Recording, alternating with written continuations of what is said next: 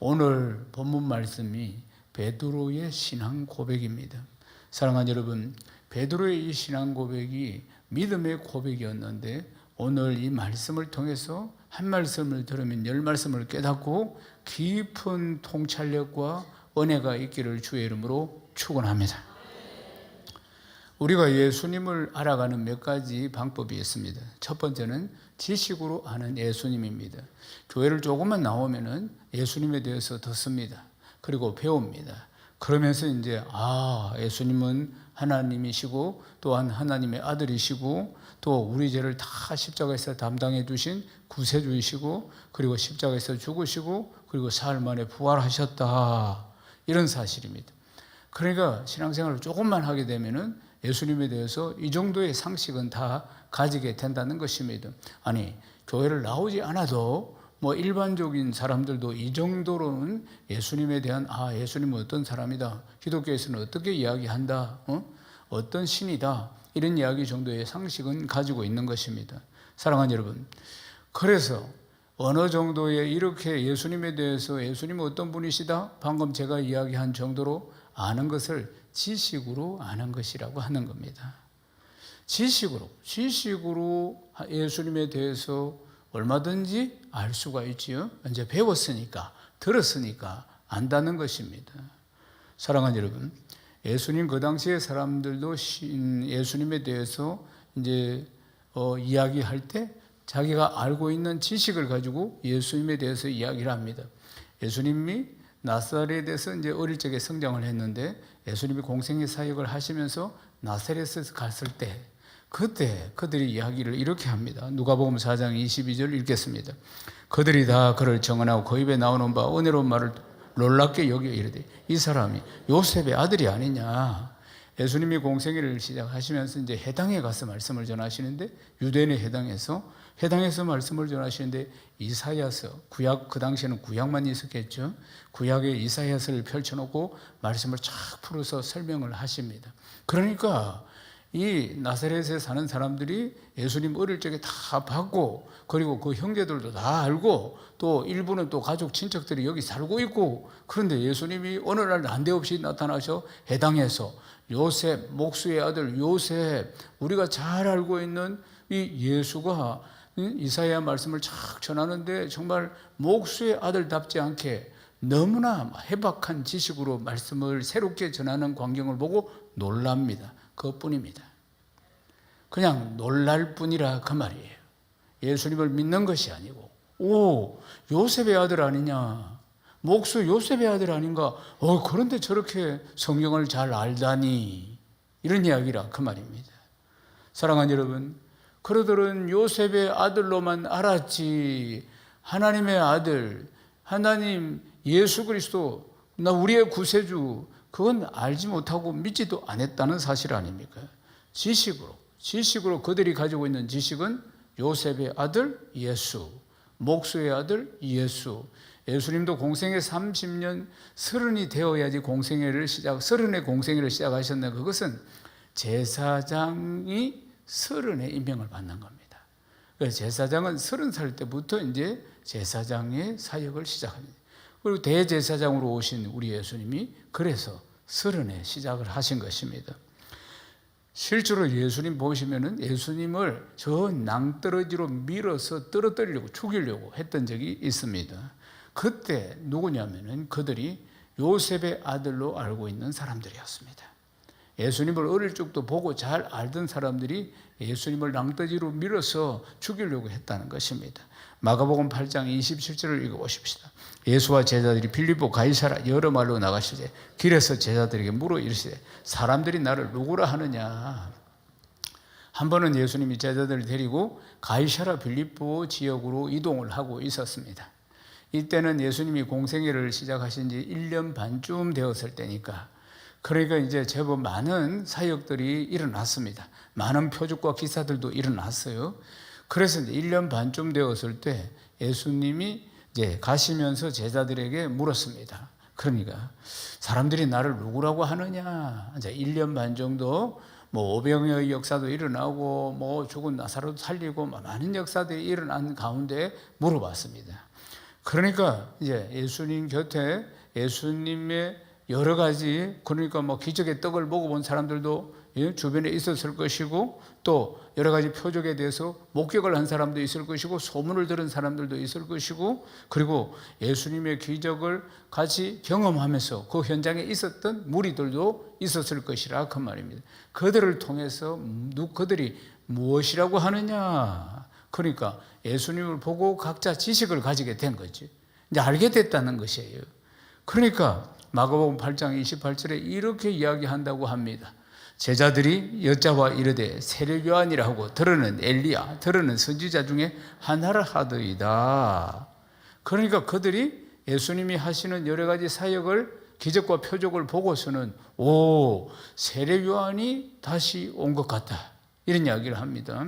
그 다음에 불의 사자 엘리야가 다시 온 것 같다, 막 능력을 막 펼치시니까 들어는 또 다른 선지자를 하나님이 보내신 것 같다. 그러니까 예수님이 하시는 사역을 목격하고 들은 사람들이 이렇게 이야기를 한다는 것입니다. 그들의 지식으로 온 거지. 보고 들으면서, 또는 간접적으로 들으면서 알게 됐다면, 지식이라는 것은 알게 된 이야기를 자기들은 이렇게 이야기를 한다는 것입니다. 그래서 이제 고린도전서 12장 3절 말씀 한번 읽어보십시다. 그러므로 내가 너에게 하나님의 영으로 말하는 자는 누구든지 예수를 저주할 자라 하지 아니하고 성령으로 아니하고는 누구든지 예수를 주시라 할 수 없느니라. 그러니까 성령의 역사가 아니고는 예수님을 나의 주인이십니다, 예수님은 하나님이십니다, 예수님이 하나님의 아들이십니다, 하나님 내 아버지십니다, 이 고백은 아무나 할 수 있는 것이 아니라 그 말입니다. 그러니까 이 길거리에 다니는 사람들에게 예수님이 당신 인생의 주인이십니까? 아니, 주인이시라고 하면 고백해 보십시오. 못합니다. 하나님을 아버지라고 고백해 보십시오. 못합니다. 결코 성령이 아니고는 예수님 내 인생의 주인이시다, 나의 구세주이시고 하나님 내 아버지십니다, 내가 하나님의 자녀라고 고백하지 못하는 것이에요. 성령이 아니거든 누구든지 예수를 주인이라고, 주시라고 고백할 수가 없다는 거 아니겠습니까? 성령의 역사로 믿음이 생겨야 그 고백을 할 수가 있는 것입니다. 사랑하는 여러분, 제자들의 대답을 다 듣고 나서, 그리고 예수님이 제자들에게 묻습니다. 너희는 나를 어떻게 생각하느냐? 너희들은 나를 누구라고 알고 있느냐? 그러니까 아무도 말을 못했습니다. 1년 반을 주님과 함께 동고동락을 했지만은 그들은 예수님이 어떤 분이신지 제대로 알지 못하는 거예요. 제대로. 그때 이런 말씀입니다. 마가복음 8장 29절입니다. 이렇습니다. 또 물으시되 너희는 나를 누구라 하느냐? 베드로가 대답하여 이르되 주는 그리스도이시다 하매. 주는 그리스도시요 살아계신 하나님의 아들이십니다. 베드로가 이렇게 고백합니다. 주는 그리스도시요 살아계신 하나님의 아들이십니다. 이렇게 고백을 하는데, 이 고백은 하나님 아버지께서 하게 하신 것입니다. 마태복음 16장 17절을 읽겠습니다. 예수께서 대답하여 이르시되 바요나 시몬아 네가 복이 있도다. 이를 내게 알게 하니는 혈육이 아니요 하늘에 계신 내 아버지시라. 그러니까 네가 알게 된 게 아니고 그렇게 고백하도록 하나님 아버지께서 하신 것이라 그 말입니다. 하나님 아버지께서 지금 역사하셔서 네 입술로 그렇게 고백하게 했다는 거 아니겠습니까? 그러면서 성경 전체에 보면 제일 기뻐하시는 장면이 나옵니다. 너무나 기뻐하셔서 베드로의 이 신앙 고백 위에 반석과 같은 교회를 세우리라. 그리고 이 교회는 음부의 권세가 결코 이기지 못하리라. 그리고 천국 열쇠를 주노라. 이렇게 축복하신 것입니다. 사랑하는 여러분, 지식으로 고백하는 것과 믿음으로 고백하는 것은 하늘과 땅 차이가 난다는 것입니다. 근데 세상 사람들은 지식을 따라갑니다. 지식을 따라가고 우리는 믿음을 따라갑니다. 이 차이를 잘 기억해야 하는 것입니다. 얼마나 중요한 차이인지 모릅니다. 신앙생활을 하면서 믿음의 고백이냐 아니면 지식의, 나의 경험과 내가 아는 지식으로 고백을 하는 것인가 하는 것입니다. 기독교와 다른 모든 종교들과의 차이가 뭐냐면은 신앙 고백에서 차이가 납니다. 다른 모든 기타 이런 잡종교들은 다 인간이 신을 찾는 구도 행위자입니다. 인간이 신을 찾는 것이에요. 그러니까 인간이 신을 찾기 때문에 신에 대해서 잘 모르는 겁니다. 신에 대해서 잘 모르고 확신 있는 신앙이 별로 없다 그 말입니다. 그저 이제 자기들의 지식을 가지고 신은 이런 존재일 것이다, 이런 존재일 것이다, 이런 존재일 것이다, 이렇게 상상을 할 뿐입니다. 그러니까 기타 종교를 보면은 많이 상상해서 이야기를 만들어낸 것을, 여러분 인도의 성교 아우리치를 가도 막 수많은 인도에는 신이 있는데 보면은 상상을 해가지고 막 코끼리를 이래가 있는 신이 있고 상상으로 다 만들어낸 것이, 말하면은 최고의 신이 코끼리, 뭐 시반가 신 이름이, 예. 저는 거룩한 목사이기 때문에 발음을 잘 하시기 바랍니다. 고개같이 생긴 게 그게 상상해서 나오지. 그 수많은 신을, 뭐 수억 개의 신이 있으니까 그 신을 섬기면서 상상을 하는 거죠. 그래서 만들어낸다. 이 신은 이렇게 생길 것이다, 저 신은 이렇게 생길 것이다, 뭐 이 신은 고무신이고 뭐 이런 식으로. 그러나 기독교의 신앙은 하나님께서 인간을 찾아오신 것입니다. 그러니까 하나님께서 인간을 찾아오셔서, 우리를 찾아오셔서, 그리고 십자가를 지시고 우리 죄를 담당해 주시면서 우리에게 보여주시고 가르쳐 주시고 확실히 알게 하신 신앙인 것입니다. 그래서 우리의 신앙은 확실하게 고백할 수 있는 것입니다. 1976년 7월 26일 날 미국에서 발사한 아폴로 15가 달에 도착했습니다. 당시 이제 조종사가 제임스 오윈이라는 사람인데 4월 동안 달을 다녔습니다. 달 표면을 다니면서 탐사해가지고 그때 전부 중계를 했습니다. 전 세계에다가 다 중계를 했습니다. 그래서 이제 거기서 이제 돌도 채취해가지고 달에 있는 돌도 가져오고 그렇게 했습니다. 그때 우리가 중계를 보면서 우스갯소리를 많이 했는데, 달에 한국 사람들만 뭐라고 했느냐면 옥토끼가 없다.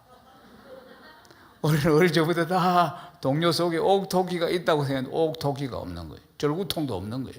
보면은 우스갯소리입니다만. 그래서 최초로 달을 밟고 왔기 때문에 많은 칭송을 받습니다. 이 우주인이, 비행사가. 그래서 어떤 축하연에 갔는데 막 그를 향해서 모두 다 막 환호를 하고, 그리고 또 뭐 여러 가지로 막 축하해주고 뭐 이런 잔치가 벌어진 겁니다. 이때 오윈이 이렇게 이야기를 합니다. 인류 역사 최고의 날은 인간이 달에 도착한 날이 아닙니다.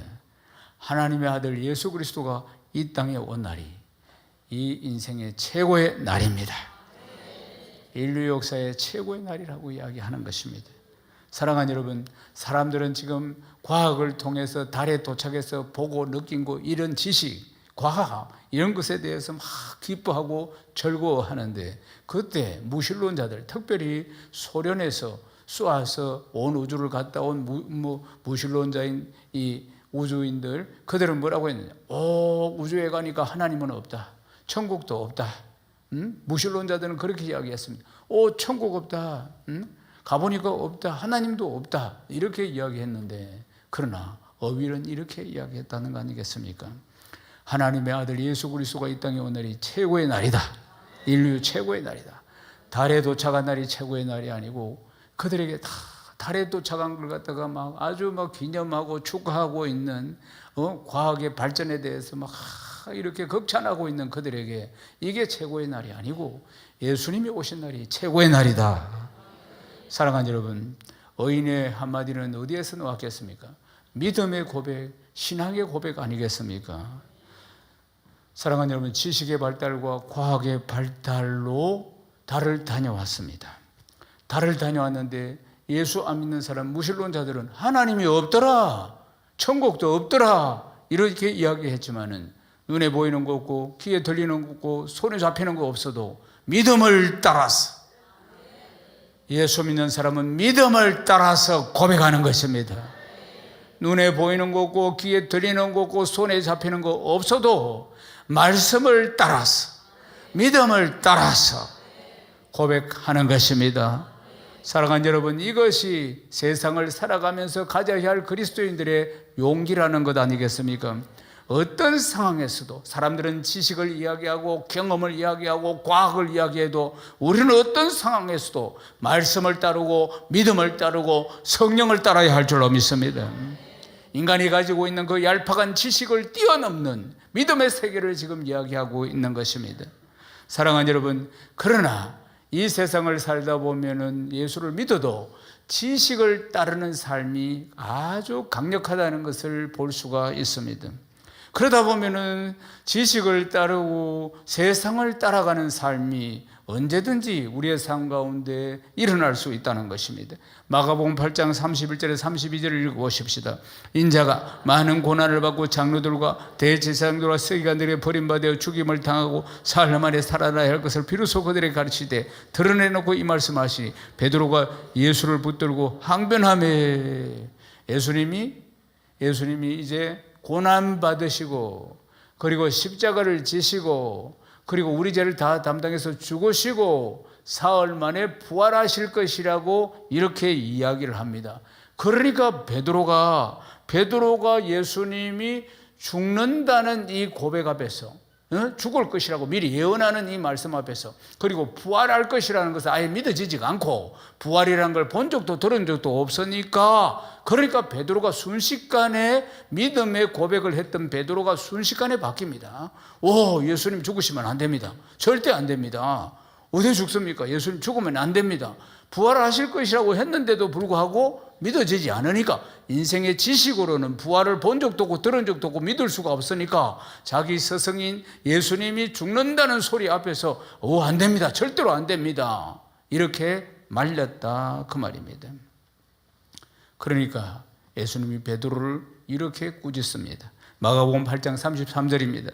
예수께서 돌이키사 제자들을 보시며 베드로를 꾸짖어 이르시되 사단아 내 뒤로 물러가라. 네가 하나님의 일을 생각하지 않고 도리어 사람의 일을 생각하는도다 하시고, 그러니까 사단아 물러가라고 이야기했습니다. 그렇게 인간적인 생각, 인간의 지식에서 나오는 인간적인 생각이 바로 사단의 역사라 그 말입니다.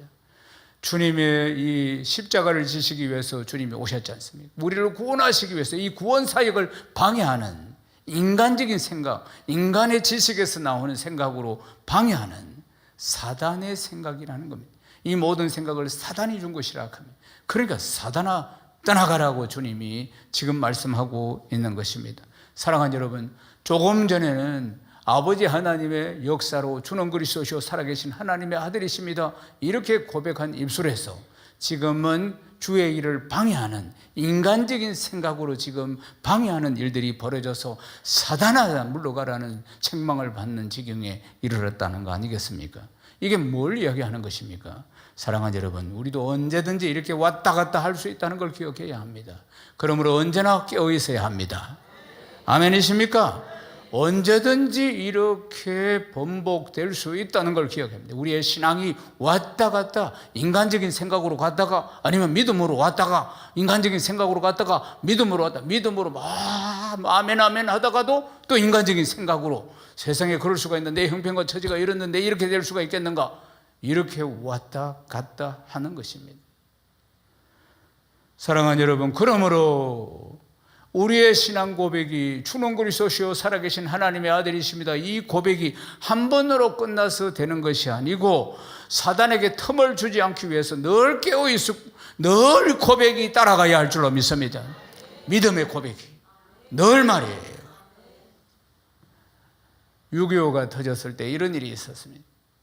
이제 북한군이 밀고 내려와서 우리 남한이 다 점령이 되었다. 유엔군이 이제 창간함으로 해서 이제 반전이 일어납니다. 그래서 서울에서 사업을 하던 분이 피난을 갔다가 다시 이제 유엔군의 참전으로, 그러니까 수도 서울을 탈환하니까 수도 이제 자기 집인 서울로 왔습니다. 서울로 와서 보니까 이 사람이 공장을 하고 있었는데, 큰 공장을 하고 있었는데 공장이 포탄에 맞아가 전부 잿더미가 되고 남아 있는 것은 저 공장 저쪽편에 있는 자기 집, 그 살던 집만 하나 딱 남아있고 공장은 전부 파괴되어서 전부 잿더미가 된 겁니다. 그 잿더미 위에서 너무나 허무하고, 그리고 또 이제 전 재산이 다 다 날아간 것 때문에 낙심이 찾아와서 어쩔 줄을 모릅니다. 전쟁이 지금 끝난 것도 아니니까 이걸 다시 세운다 할지라도 세울 힘도 없지만은, 그런데 세운다 할지라도 또 언제 전쟁이 나서 잿더미가 될 줄도 모르는 이런 상황 가운데서 이가 희망을 잃어버립니다. 그래서 이 사업가가 도저히 재기할 가능성이 없고 너무나 많은 재산적인 손실을 보고 이러다 보니까 막 낙심이 찾아오고 끙끙거리다가 이제 더 살 용기가 생기지 않았습니다. 그래가지고 이제 한강을 찾았어요. 뛰어들어가 죽으려고. 빚도 많고. 그러니까 뛰어들어가서 죽으려고 이제 뛰어들어갈 자리를 이렇게 찾고 있는데, 그런데 밤인데, 그 밤인데 어디서 노래 소리가 들리는 거예요. 그래서 어디서 노래 소리가 들리는가 보니까 저쪽에 한강변에 움막이 하나 있는데, 움막이 하나 보이는데 막 그냥 비나 좀 가리게 만든 움막이 하나 있는데 보니까 거기서 빛이 하나 새 나오는데 거기서 소리가 나는 것 같았어요. 그래서 살거머니 가보니까 완전히 움막을 이렇게 쳐놓고 거지 6명이 사는 겁니다. 거지 6명이 사는데 애도 있고 보니까 가족인 것 같아. 그런데 이제 보니까 멀건 죽을 하나 냄비에다 하나 퍼놓고, 그리고는 막 참 싱글벙글 웃으면서 노래를 부르고 있는 것이에요. 아니, 죽도 보니까 이게 완전 물 같은 죽이라. 이걸 보니까 저녁인 것 같아. 다 수저가 있는 거 보니까. 근데 6명이 애도 있고 어른도 있고 6명이 막 웃으면서 그렇게 노래를 부르고 있는 게 너무나 아주 참 희한하게 보이는 거예요. 지금 자기는 죽으려고 하는데. 그래서 이제 살거머니 그 이제 움막 안에 들어가서 이렇게 안녕하세요 인사를 하면서, 그러면서 이제 물었습니다. 무슨 노래를 그래 웃으면서 부릅니까? 내가 보니까 집도 뭐 움막이고 움막도 뭐 전부 다 그냥 가만히 몇 개 걸쳐놓은 집인데, 그리고 뭐 보니까 행색이 다 형편도 없고 이것도 죽도 아니고 물도 아니고 이것 떠다 놓고 뭐가 그래 고맙고 감사한지 그래 참 노래를 부르고 있습니까? 이렇게. 우리는 하나님을 믿습니다. 이 전쟁통에 얼마나 많은 사람이 죽었습니까? 그래도 우리 가족을 하나님이 다 생명을 지켜주신 것에 너무나 감사하고, 오늘도 이 물건 죽이지만 그래도 우리 가족이 다 한 숟가락에도 먹을 수 있게 하신 하나님 은혜가 너무나 감사해서 우리가 이렇게 찬송을 부르고 있습니다. 그러니까 참 이해가 안 가는 거지만은, 근데 이 찬송 소리가 딱 듣기가 이 사업가가 좋았던 것 같아요. 그러면 우리 집에 아래채에 와서 좀 사시고, 우리 집 아래채에 와서 온 가족이 와서 다 사시고, 조건이 있는데 자주 노래를 좀 불러줘 있어. 이랬던 겁니다. 듣기가 좋아가지고. 그래가지고 해서 이제 이 거지 가족 6명이 그 부잣집 아래채에 이사를 왔습니다. 와가지고 조건부가 찬송 부르는 거니까 계속 찬송 불러주고 또 불러주고 하니까, 거기에서 우리말로 은혜를 받아가지고 이 부자가, 망한 부자가 예수를 믿게 된 겁니다. 예수를 믿게 되고 다시 마음을 먹고 다시 일을 시작하고, 이렇게 해서 다시 이전보다 더 번창하고 회복이 되고, 이런 간증입니다. 할렐루야. 사랑하는 여러분, 이 이야기를 딱 듣고 있으면은 찬송이 참 능력이 있다, 이런 생각을 하게 됩니다. 사랑하는 여러분, 이 주제는 찬송이 아니고 믿음의 고백인 겁니다. 합리적이고 이성적이고 지적인 지성적인, 눈으로 보면 먹을 거 없고 거지들이고 뭐 감사할 게 없다 이 말이에요. 말하자면 멀건 죽인지 물인지 그거 한 숟가락씩 떠먹는 게 오늘 저녁이라 그 말이에요. 그러니까 먹을 것도 없고 집도 없고 가만떼기 하나 걸치고 있는 그곳에서 그저 그러니까 합리적이고 이성적이고 지적인 생각을 하면 불평 불만밖에 나오지 않는 상황인데도 불구하고 믿음으로 보게 되니까 그저 감사할 뿐인 것입니다. 그저 하나님을 찬양할 뿐이라 그 말입니다. 이게 예수 믿는 겁니다. 아멘이십니까? 사랑하는 여러분, 예수 믿는 게 쉽습니까? 어렵습니까? 예수를 믿는다는 것은 단순히 교회를 왔다 하는 게 아니고 예수님의 가르침을 따라 사는 것입니다. 예수님의 가신 길을 따라가는 것입니다. 그게 주님의 제자의 삶이라 그 말입니다. 사랑하는 여러분, 그런데 이게 참 쉽지 않다는 것입니다.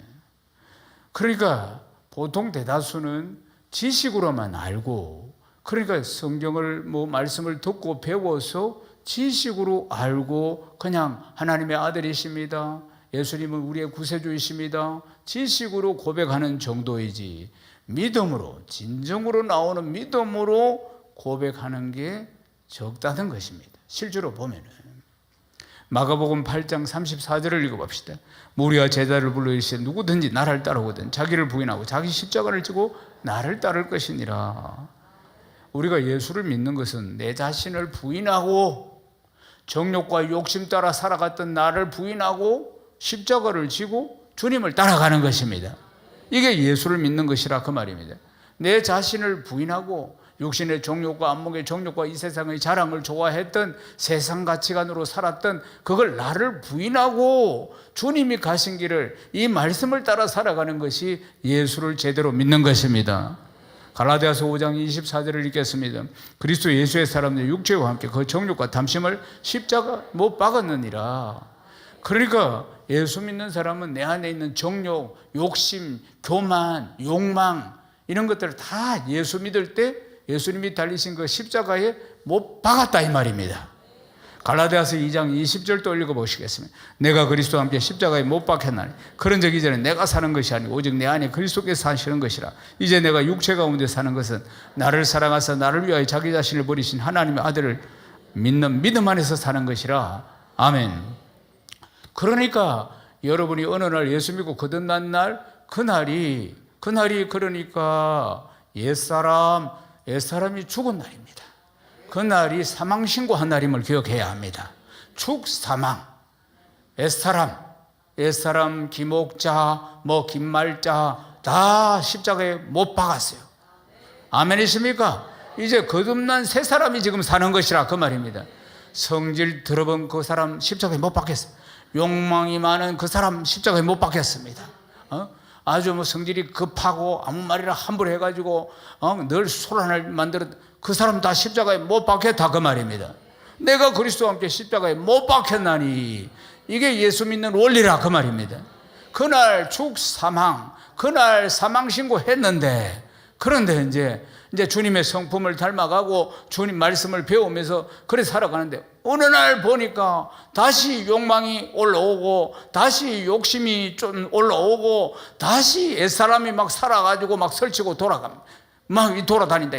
그걸 저는 뭐라고 하느냐면 드라큘라라고 하는 거예요. 간에다가 못 박아가지고 다 예수 믿으면서 나는 죽었다 하고 다 넣어놨더만 간을.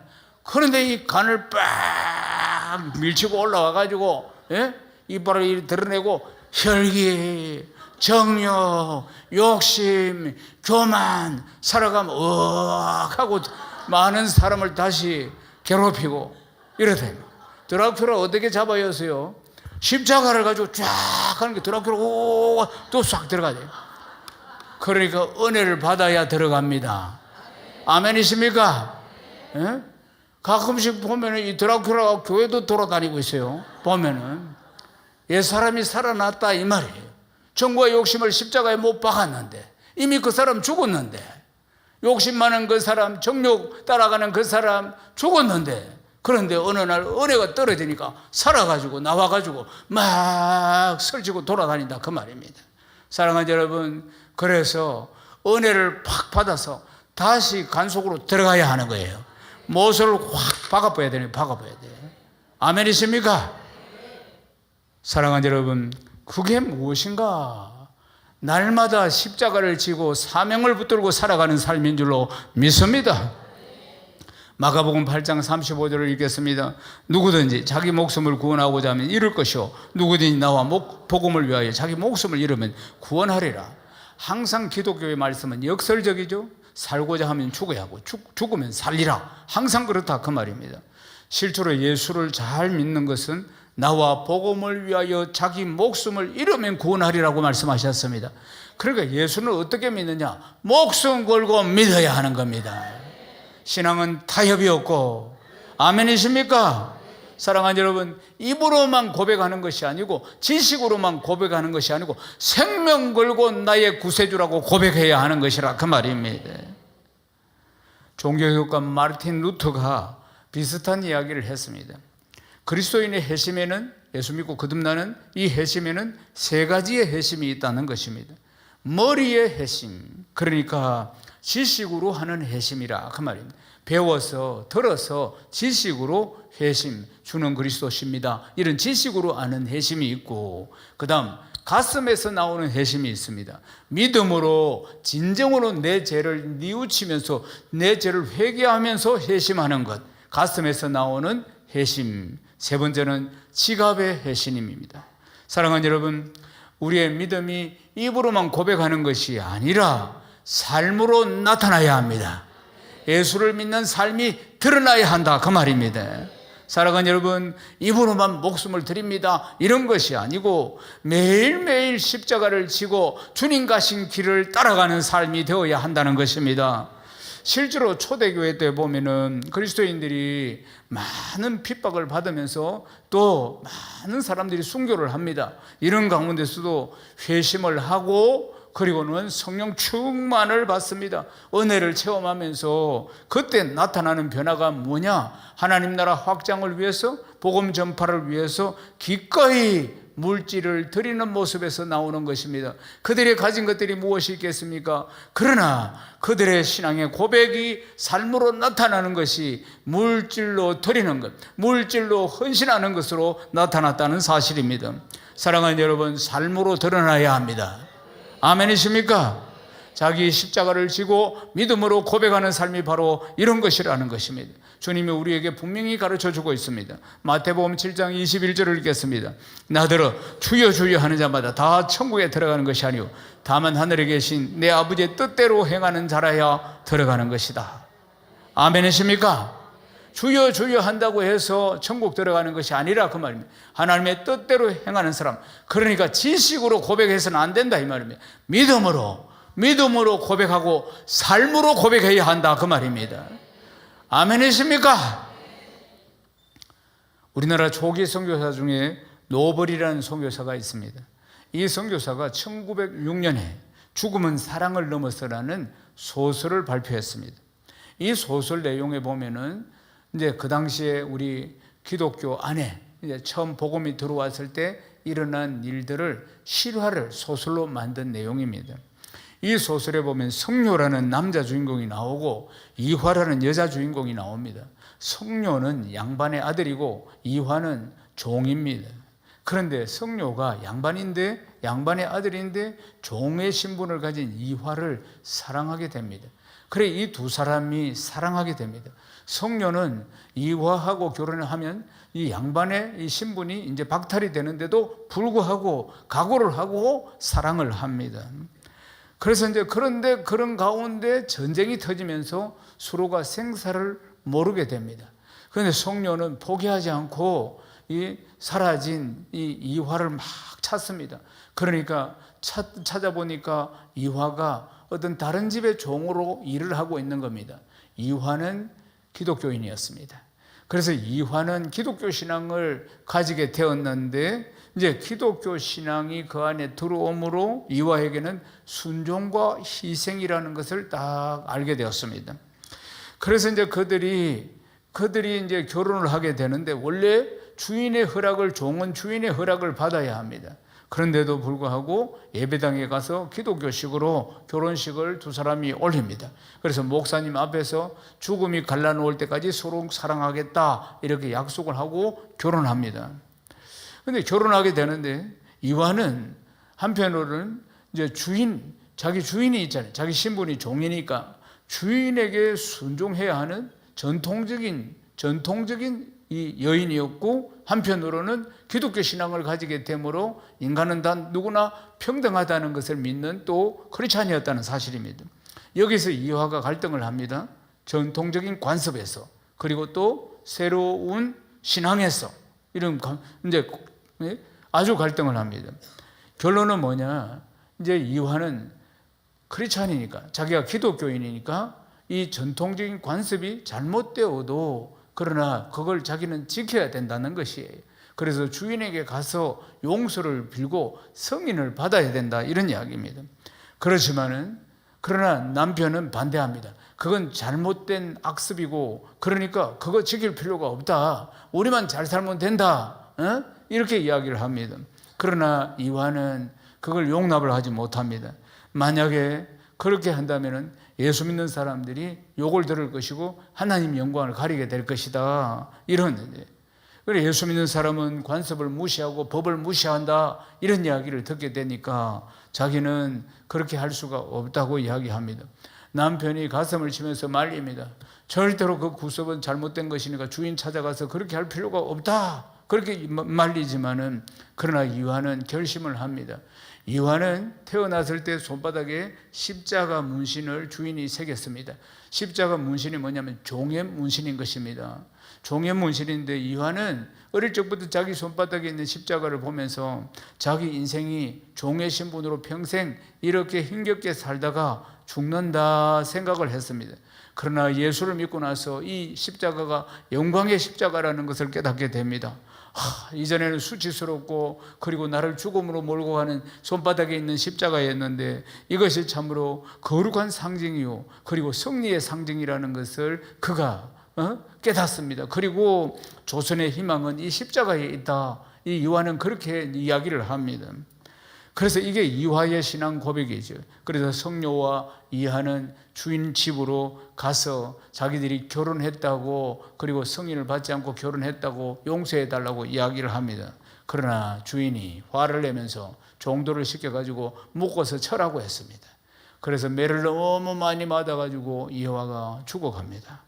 이화가 죽어가면서 마지막 절규하듯이 외친 것은 십자가 스박니, 그렇게 절규하며 외치면서 숨을 거두게 됩니다. 그러니까 이게 무슨 뜻입니까?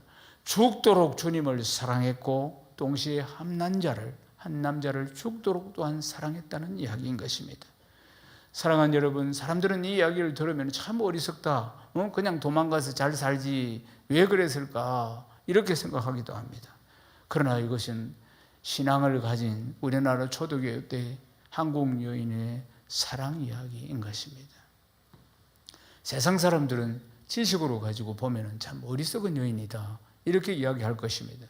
그러나 믿음의 눈으로 보면 얼마나 하나님을 사랑했으면 그랬을까 하는 것을 우리가 느낄 수가 있는 것입니다. 믿음으로 살았던 한 여인의 이야기고 그 삶 가운데 하나님의 이름을 욕되지 않게 하기 위해서 하나님의 영광을 위해서 살았던 것을 볼 수가 있습니다. 사랑하는 여러분, 신앙생활을 몇 년이나 하셨습니까? 내 신앙은 지금 좀 어느 단계에 와 있습니까? 너희들은 나를 누구라고 하느냐? 주님이 물으신다면 오래된 신앙 속에서 지식으로 하는 고백을 하겠습니까?